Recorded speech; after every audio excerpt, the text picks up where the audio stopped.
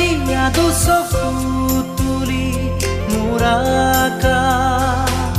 ভাঙিলামে বিজুলি ৰ'দে হাঁহে ফুল ফুলে কথা ক'লে তুমি চুলেই যে বসন্ত ধুমুহাও যে প্ৰশান্ত তোমাৰ মাজতে জীৱন্ত